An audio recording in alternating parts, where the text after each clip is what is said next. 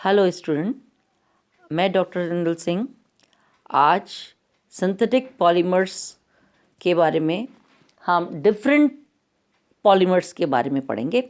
कौन कौन से पॉलीमर्स जनरली हम काम में लेते हैं और वो कैसे बनाए जाते हैं। एक उसमें से पहला जो पॉलीमर मैं ले रही हूँ वो है पॉलीएस्टर। ये बहुत बहुत ज़्यादा फेमस है और इसका नाम हमने बहुत ज़्यादा सुना है क्योंकि जो कपड़े सिंथेटिक फाइबर जब आए थे, जिसका निर्माण हुआ, जिसको हम टेरिलीन कहते थे या डेक्रॉन भी कहते हैं, उसी का फाइन फॉर्म जो आजकल हम सिंथेटिक फाइबर्स के रूप में कपड़े पहनते हैं, वही हमारा पॉलिएस्टर के रूप में हम आज पढ़ने जा रहे हैं। जनरली डाइकार्बोक्सिलिक एसिड या डाइऑल की अभिक्रिया से अगर हम कंडेंसेशन कराएं, संघनन कराएं, तो जो भी कंपाउंड मिलता है उसको हम पॉलिएस्टर कहते हैं। पॉली मतलब बहुत सारे, एस्टर मतलब COO समूह, बहुत सारे एस्टर से मिलकर जिसमें बहुत सारे एस्टर समूह पाए जाए। और वो बनता कैसे है? जब भी हम अम्ल की एल्कोहल के साथ अभिक्रिया कराते हैं। और इथिलीन ग्लाइकॉल और डाइमिथाइल टरथैलेट का अगर हम क्या करते हैं, कंडेंसेशन करते हैं, तो हमें पॉलीएथिलीन टरथैलेट मिलता है। और सबसे ज़्यादा इस्तेमाल होने वाला जो पॉलिएस्टर है, this is known as polyethylene terephthalate. और उनका उदाहरण, इसको हम व्यापारिक नाम या कमर्शियल नेम जो है वो हम टेरिलीन के नाम से या डेक्रॉन के नाम से भी जानते हैं। और देखो, ये है एल्कोहल, इथिलीन ग्लाइकॉल है।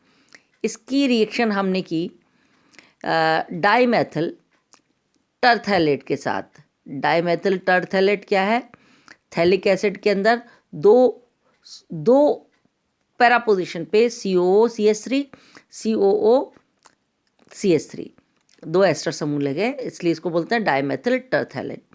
इनकी हम धातु ऑक्साइड या कैटलिस्ट की उपस्थिति में 200 डिग्री पर जब अभिक्रिया करते हैं तो बहुत सिंपल सी बात है, इसमें से क्या निकल गया? CH3OH। क्लियर है? और ये पूरा का पूरा कंपाउंड हमें मिल गया। दोनों तरफ से अभिक्रिया हुई, इस तरफ से भी हुई और उस तरफ से भी हुई, और दोनों जगह अभिक्रिया होकर हमको क्या मिल गया?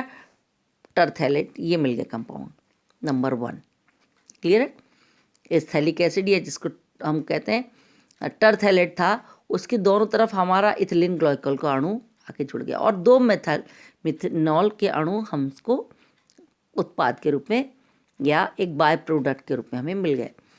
अब हम क्या करते हैं, इस फर्स्ट कंपाउंड के 2 अणु, 2 मॉलिक्यूल, जैसे एक मोनोमर यूनिट है, इसके 2 अणुओं को अगर हम कंडेंस कराते हैं एट 280 डिग्री सेंटीग्रेड, तो जो फाइबर बनता है उसको हम बोलते हैं पॉलीइथिलीन टरथैलेट।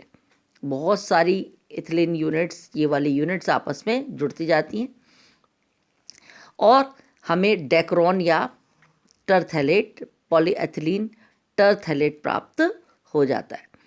तो इसको हम देखें, एक तरफ से हमने N लिखा है, N मतलब ये सारी यूनिट्स आपस में एक के बाद एक करके जुड़ती चली जाती हैं। ये इम्पॉर्टेंट क्यों है? अगर इसका हम स्ट्रक्चरली इसको हम अंदर से डिस्क्राइब करें तो क्या है कि डेक्रॉन के जो टेरिलीन के जो धागे होते हैं बहुत पतले होते हैं, लंबे होते हैं, मजबूत होते हैं, साथ में एक लीनियर दिशा, एक रेखीय दिशा में, एक लाइन की, एक जैसे कहते हैं ना, एक दिशा में ही आपस में व्यवस्थित होते हैं, जिसके कारण इन अणुओं के मध्य स्ट्रॉन्ग आकर्षण बल होते हैं। जो हमारे आकर्षण बल प्रबल होने के कारण ये अव्यवस्थित, घुमावदार और कुंडली नुमा नहीं हो पाते।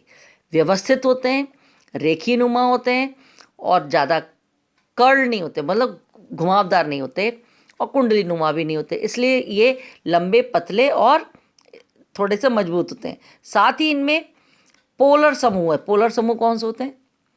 C+O कार्बोनिल समूह, जिसमें carbon is quite slightly positive and O is quite negative, slightly ये जो समूह होता है ये थोड़ा सा पॉजिटिव और नेगेटिव सेंटर वाला होने के कारण, ये समूह पोलर होने के कारण इनके बीच में स्ट्रॉन्ग डायपोल डायपोल आकर्षण बल होने के कारण ये रेशे को मजबूती देते हैं, इसलिए रेशे अत्यंत मजबूत बनते हैं और इसीलिए इनका उपयोग वस्त्र उद्योग में किया जाता है। हम देखते हैं कॉटन के जितने भी कपड़े हैं वो जल्दी फट जाते हैं।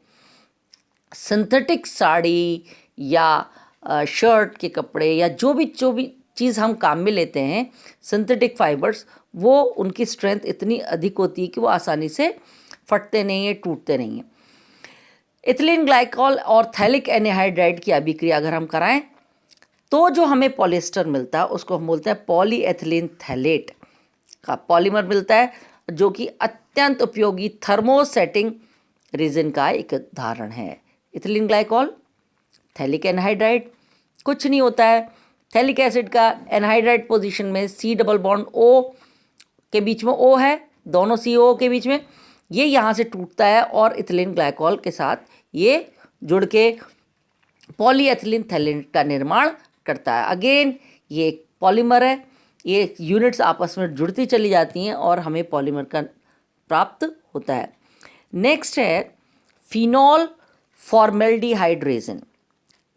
क्या होता है? फिनॉल एंड फॉर्मेल्डिहाइड, यानी एक तरफ हम फिनॉल ले लें एक अणु और दूसरा हम ले लें फॉर्मेल्डिहाइड। इन दोनों के कंडेंसेशन से जो पॉलीमर मिलता है उसको हम बोलते हैं फिनॉल फॉर्मेल्डिहाइड रेजिन। ये प्रक्रिया या तो बहुत अम्लीय माध्यम में करें या क्षारीय माध्यम में करें, इनकी उपस्थिति में संपन्न होते हैं। और अम्लीय उत्प्रेरक की उपस्थिति में क्रिया कराने से जो थर्मोप्लास्टिक पॉलीमर मिलता है उसको नोवोलैक कहते हैं। और अगर हम क्षारीय उत्प्रेरक की उपस्थिति में कंडेंसेशन कराएं तो हम उसको बोलते हैं रीसॉल। ये दोनों ही लीनियर पॉलीमर है, रेखीय पॉलीमर है, और उच्च ताप पर गर्म करने पर ये क्रॉस बंध युक्त 3 डायमेंशनल त्रिविमीय संरचना बनाती है, जिसे हम बेकेलाइट कहते हैं। Very important.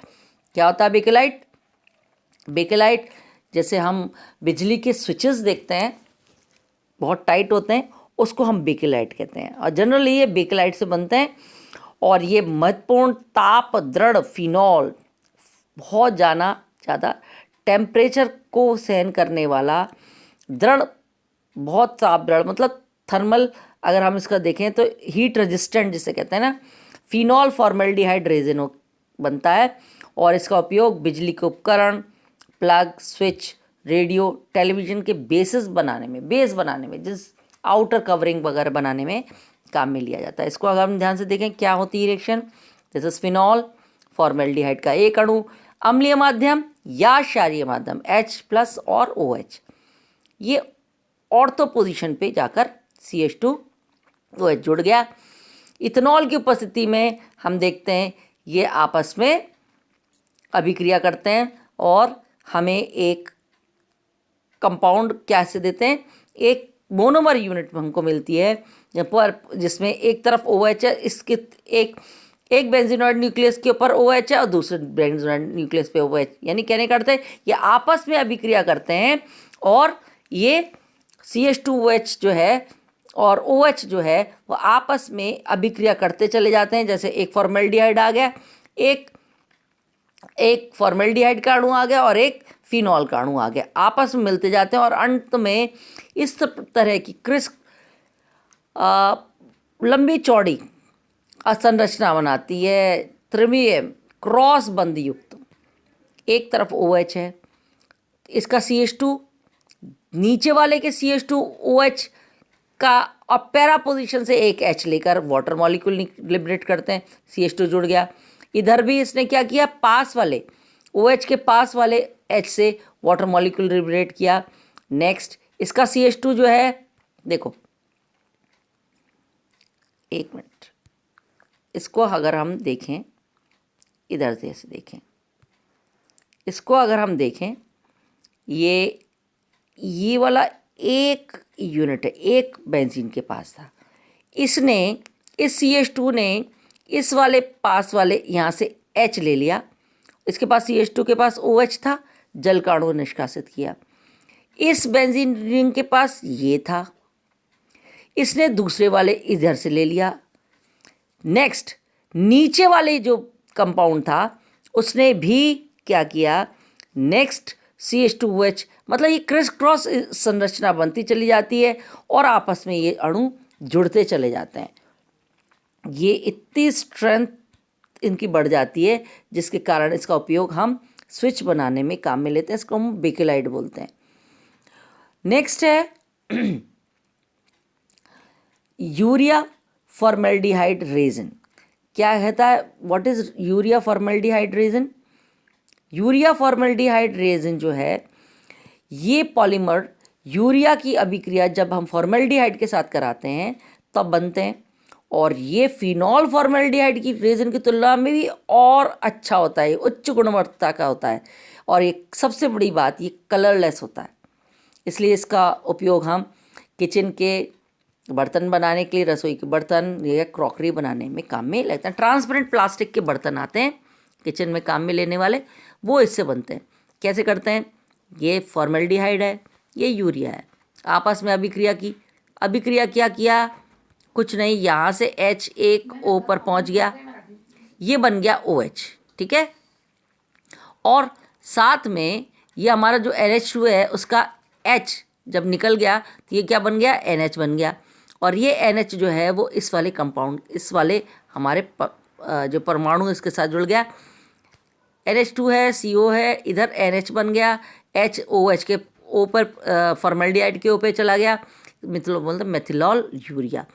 ये मेथिलॉल यूरिया पे एक और जो अणु है फॉर्मेल्डिहाइड का आया और डाइमेथिलॉल यूरिया बना दी। यहाँ पर भी यही सेम प्रोसेस हो गया।